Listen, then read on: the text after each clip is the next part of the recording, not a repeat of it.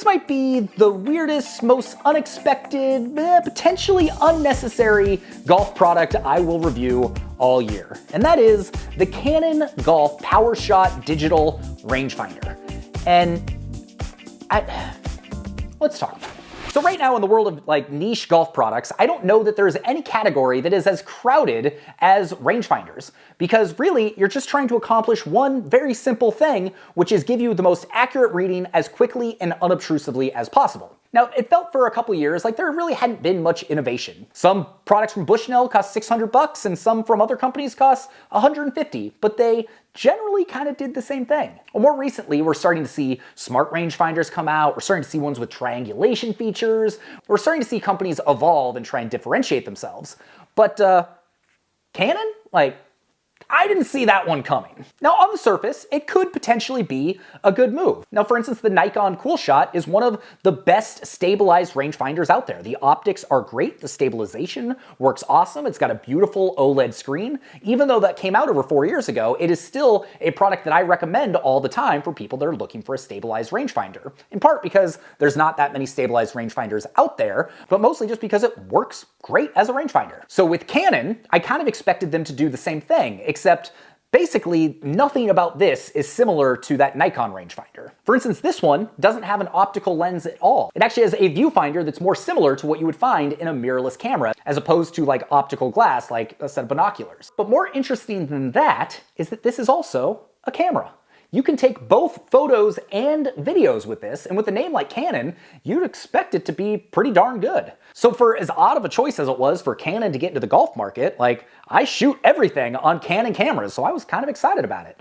But the reality is, well, it wasn't quite as good as I was hoping it would be. So let's talk first impressions. So packaging out of the box, there was nothing really super fancy about this. It came with the device itself, and it came with a canvas carrying case. Didn't even come with a charger, which I was kind of disappointed by, because when you're spending $350 on a rangefinder, especially one that you're going to have to charge on a regular basis, it seems like something you would have to include, but alas, it did not come with a charging cord. The device itself is actually much smaller than I expected it to be. This is definitely one of the smallest laser rangefinders I've used. So if you're someone who likes to be a little bit more minimalist, you like the idea of a smaller device, this is definitely one you might consider. Build quality, it feels beautiful. It feels like a camera level build quality as opposed to a rangefinder. The problem with that is it feels like a point and shoot camera. So the waterproof rating on this is IPX4, which basically means if it gets splashed, it's gonna be fine. But with a lot of high-end rangefinders being as high as IPX67,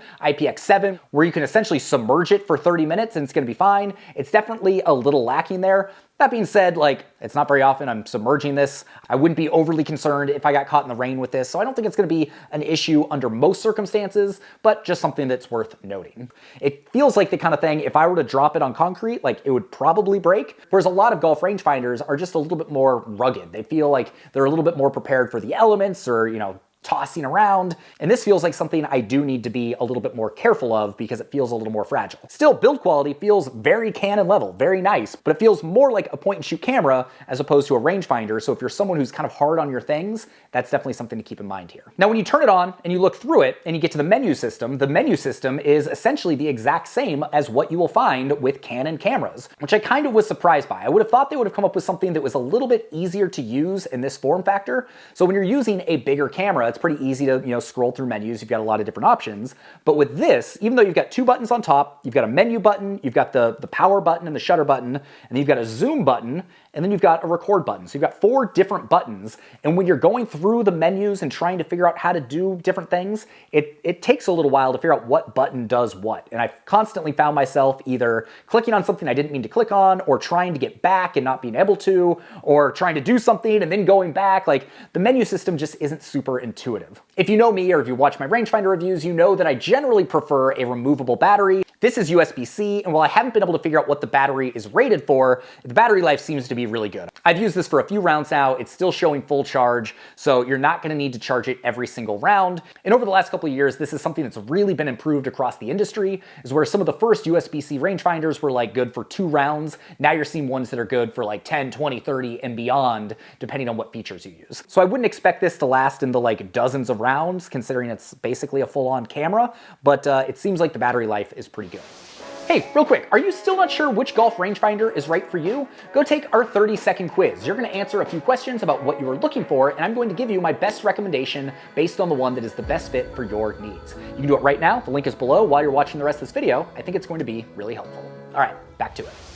Okay, so I've been fairly critical of this so far, but let's talk about some of the good things. Using it, as far as just using it as a rangefinder, it works great. The big selling point of this, I think, is the image stabilization, as you would expect from a company like Canon, which specializes in image stabilization in their lenses. It works really well. So if you're someone who has a tough time locking onto flags or you've got shakier hands, this is definitely a device you might consider. It does take a little bit of time to get used to the fact you're not looking through an optical lens, but actually looking at a screen inside here. But overall, the screen is pretty high resolution and looks good. One thing I will note, though, is that if you're used to using a higher-end mirrorless camera, the refresh rate on the screen isn't quite as high. So if you're moving it around like this, it's not going to look quite as smooth or quite as good as an optical rangefinder or a higher-end mirrorless camera. The best comparison I have is the Garmin Z82, which also has this kind of screen, and they pretty much look identical in terms of quality. There's a vibration feature in this, so when it locks onto the flag, it will vibrate, and you will see a little flag icon come on, and overall, that has worked really, really well. So in my mind, the most important thing a rangefinder should do is get you a distance quickly and accurately, and this definitely succeeds at that. One little bonus feature that this has that's going to be useful for some people is the zoom button. So this is 6x magnification by default. If you hit that zoom button, it's going to do a digital zoom to 12x magnification. So if you're someone who has a hard time seeing the flag from far away, that zoom button may be really useful. The problem I found is when you use that, all of a sudden, everything is definitely shakier, and even minor movements actually move the device quite a bit. So sometimes I found it actually more difficult to lock onto the flag in zoom mode than if you were just using it at its regular magnification. That being said, it's a nice option to have and not one that I think I've seen in any other rangefinder. One last thing before we get into the photo and video capabilities is this device does not have a built-in magnet, so if you typically ride in a cart and you like being able to go, you're not going to be able to do that. But the good news is that means you're not going to lose it in the first 5 rounds, because that's tends to be what people do that use those magnets. They forget it. Okay, so that now brings us to, outside of the image stabilization, the big thing that differentiates this is the fact it's also a photo and video camera. So the first part of me was like, well, I've got an iPhone, I think that's gonna be just fine. But the other part of me, I was like, man, if this is like Canon mirrorless camera level quality and you can truly get higher quality images and be able to zoom in easier and get better golf course photos, I was like, maybe I've been missing something. Maybe this is going to be the perfect tool for someone like me that takes photos of golf courses for a living. Unfortunately, that hasn't been my experience so far. So first off, if you want to, you can take it out of photo mode completely. So if you just want to function like a rangefinder, you can do that. But when it's in photo and range mode, when you hold the button down, it will take a photo. Taking photos with this is super easy. It does not get in the way of the rangefinder function of this at all. Like, that implementation is pretty good. If you want to record a video, even better. Just hit the record button here, you scan, you do your thing, works great.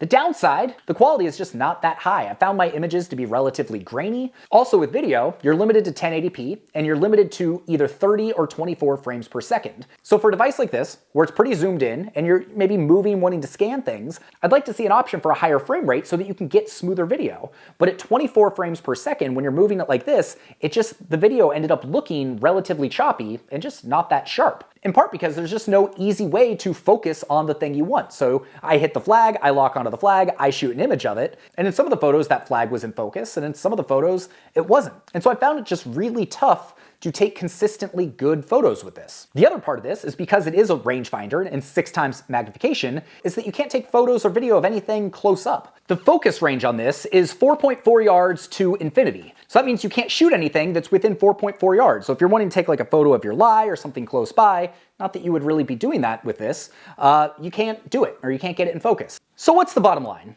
The bottom line is that I just wish it were better. And I guess to a point, if all you care about is a rangefinder that's going to allow you to quickly get yardages, have slope capabilities, and be a nice small form factor with image stabilization, it does that. And it does it pretty well. And so if that's something that you're after, then I would consider picking this up. But if it was the photo and the video stuff you were interested in, honestly, I'm just gonna use my iPhone. Like, I don't, even if I had this in my bag, I don't think I would use this at all for the photo and video capabilities, just because I've been really unimpressed with the quality that comes out of it, which is kind of shocking coming from Canon. So should you buy this?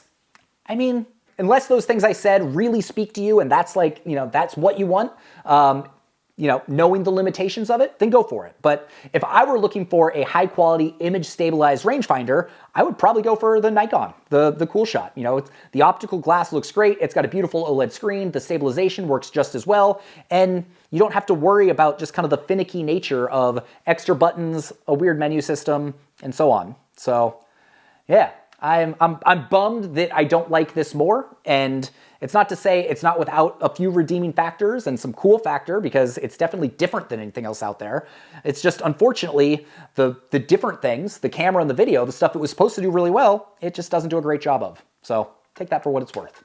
With that, my name is Sean Ogle. I'm the founder of this thing here at Breaking 80, where we talk about cool golf products and cool golf courses. If you got some value out of this, maybe consider hitting the subscribe button. And if you still aren't sure which rangefinder is right for you, go take our 30-second quiz, where you're going to answer a few questions about what you're looking for, and I will give you my best recommendation for a rangefinder based on your needs. With that, hope you have an excellent day, and I'll see you on the next video. Peace.